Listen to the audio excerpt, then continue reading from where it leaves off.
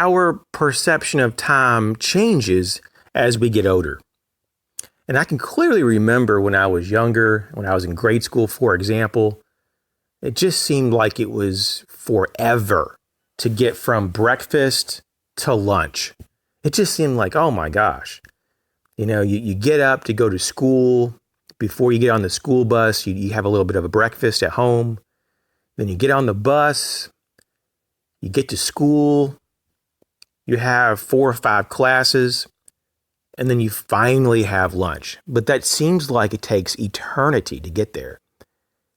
And then, supper time was the same thing.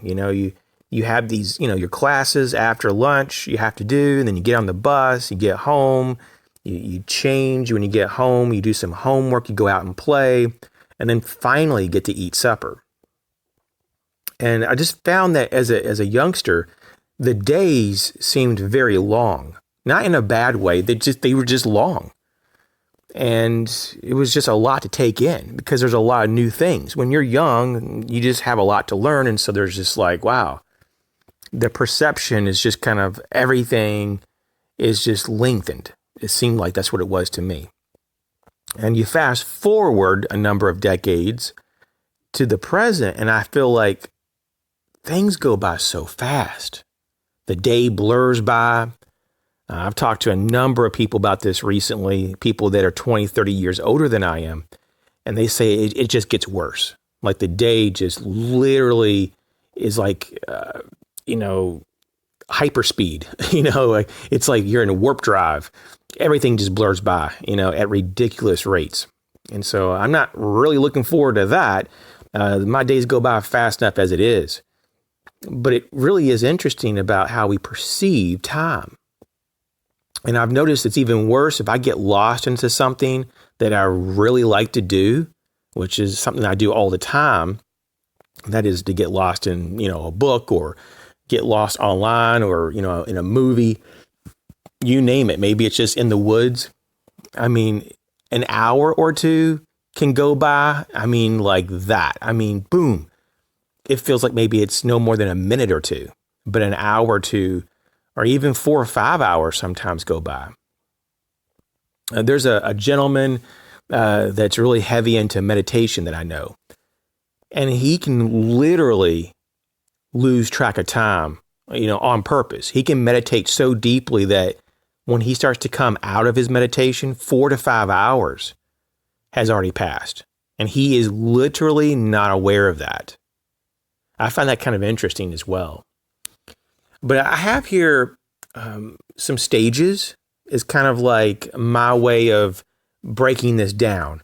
And this is a more universal way of looking at this. There's other, various ideologies of how to look at life, the stages of life. But I just have it, 4 stages here.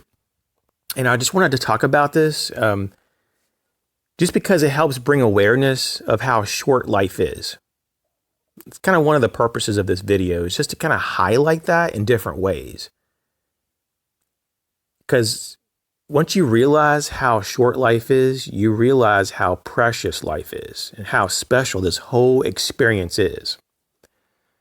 Now, in stage 1, when you're really small, like we'll say you're born, you're an infant, now you're a child, you're in your adolescence, and maybe even possibly going into your very early stages of young adulthood. You could probably put all those here in the first stage, right? What do you have that really connects you to the world? Well, I think that play, your ability to play and interact with the world, you learn so much through play. You play with toys, you figure out how things work mechanically, you play with other people, right? And you also learn how to play alone, when there's no one around, how to do things by yourself. And you have the fostering of imagination, creative thoughts. And so definitely play is very powerful. And in learning how the world works and how to interact with other people, communication, social skills, all that. And I definitely promote that. I think that kids, that you have to almost look at like, that's what the kid's job is to play. You should promote play as much as possible. Every day should be filled with play, especially if the kid is very young. And when possible as well, you should interact and play with the kid. I see so many parents that don't want to get on the floor and get on the same level as the kid, even for a few minutes. That there's just some parents think it's beyond them. It's just, or I should say, be below them in the sense that they don't want to do that, and they won't. But it really is beneficial for kids to play in various ways. And so that's definitely very important. Imitation is also, something, it's some people call it modeling. For a kid to model maybe an adult's behavior, they learn that way as well. And when you get a little older, though, like in your teens and stuff, you start to look for role models. Maybe not consciously, but you do it. You start to look up to people in certain ways, or you try to find someone to look up to model. And in the modern day, though, you don't see a lot of really great role models. There are a few, but you really have to look hard. And so that's a little sad, Also, education. This is something that I don't really see a lot of this going on these days. Teaching young people how to think on their own. That's really what education is. It's not about forcing people to memorize a bunch of garbage that they'll probably forget about in a few weeks to a few years. I mean, let's just be honest. There's a lot of stuff that's just propaganda that's in the school system. I can tell you for a fact that most, if not almost all, of the science that I was taught in school is either considered completely obsolete now, or it's very archaic in thinking. And so the big push, when I was younger, to memorize and learn all this theory, a lot of this stuff isn't even relevant anymore. And that's how it's always been, especially when it comes to sciences. It seems like things evolve so, much and so fast that, and so I'm not saying that we shouldn't, share what is the knowledge of the day, but to say that we're supposed to believe in it like a religion or something, it's just ridiculous. And I think there's a lot of families need to do more teaching about morals and living by example. And there should be a lot less emphasis on grades and getting into certain schools and all this pressure that's put on young people. I think it's really ridiculous. And so I'll just be completely honest with you. Not that it's a regret per se, but it's just some life wisdom that, at least for me, I feel like it's wise to think this way. And maybe this is not for everyone either, of course. I'm not saying, school is bad, for everyone. But I will tell you that for me personally, it would have probably been better, because of my personality type in particular, to have had less school in my life and just more opportunities to be creative. More opportunities for me to just go and search for the information that I needed, to go and do my own journey. That probably, but once again, everything is different in hindsight. Let's talk about stage 2 now. Stage 2 is certainly for some adolescents, and definitely for early adulthood, and for just the bulk of adulthood. And that is self-discovery. Who are you? That big question that we're constantly trying to answer. Getting to know yourself, trying to figure out what you like, what you really don't like, what you want to do with your time, what you don't want to do with your time. And to develop enterprises and adventures, to explore the world, to explore various types of relationships, all kinds of possibilities out there. You want to just see what is possible, in fact. That's a big one right there. But that, for me, it went by so fast. It just kind of just blurs by. Because you really are really busy. And here in stage 2, it's just like there's good, healthy distractions and there's negative distractions. But together, they really just burn up so much of your time. And at that point in your life, for most people, it's just a blur.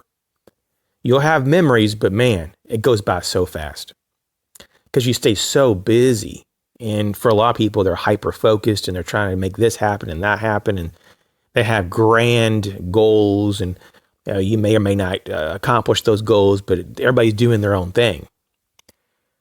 And that leads us to stage number 3, where I do believe that the majority of viewers to this channel are stage 3. But that's just kind of what I kind of get a feel for. And that is, certainly part of the main bulk of adulthood going into midlife and even more mature adulthood, And this is something that revolves around dedication, certainly focus, to being very thoughtful, and doing things for the benefit of others and not just of ourselves. So basically, it's really like at this point, we start to expand our awareness in ways that we really didn't even think about before when we were younger. Now this is the stage that I'm in personally. So of course I'm working through it currently. And so I can't tell you much more beyond this personally, but I can tell you that this stage, you start to really feel more, and you start to really think more in ways that are deeper than you previously have done. And it's not to take away from your previous experiences, but you kind of see how in some ways that your previous experiences may have been a bit immature and lacking and very basic. And you start to get to the real heart of things, I believe, in this particular stage. And I'm very excited. I'm not trying to say I'm wanting to rush into it, or anything like that. But yeah, in 20, 30 years, I'll be over there probably at stage 4, God willing, and late adulthood. And of course, I'm definitely not rushing this part, but then death. And this is where you have retirement. And a lot of people talk about just being more wise, having just like a lot of street smarts and having just really just understanding, even epiphanies of just how life is, just having some good wisdom and being able to say for a fact, with conviction that this is right and that is wrong. That's what you typically hear a lot about in stage 4. And so I just wanted to kind of go over these stages just to reaffirm that these things happen fast. When you're in stage 1, life seems like it never is going to end. When you're in stage 2, you can't even remember what's going on. Everything is just so busy. Stage 3, you get moments of clarity. You really start to understand your purpose for sure, especially if you didn't know it in stage 2. And stage 3 really is kind of more the formation of self in a bigger way. And stage 4, from what I hear, it just completely blows by. And basically, it just reaffirms who you are, or at least you reaffirm who you are. And if you've done great things leading up to stage 4, you're going to have a lot of peace. If you have a lot of ghost in your closet, stage 4 could be a tough time because you're going to have to live with yourself, especially when you get older and you may have a lot more physical or mental limitations. And I can only imagine having a lot of these problems surface while you're in your end of your life. And so you don't want regrets. You don't want to look back and go, wow, I should have done it all different. You can't help, though, sometimes to wonder if you did this versus that, how life would be for you. But instead of having any regret, you just do the best you can in the moment now to make things as good as possible and to keep building on that and use that as a foundation. And you don't always have to build from the past. But if you have a good foundation, why wouldn't you? Why wouldn't you want to do that?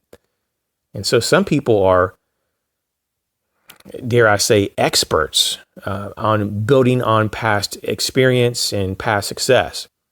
And because they're so good at it, they can get very far in life. And it's what some people call, an ideal life. But there are other people who can't seem to even have a foundation and to build anything on a foundation, period. And for those people, life is just a lot of struggle. It just continues to be difficult. So I wish for you a good foundation. I wish for you a long life, but the reality is life really is short.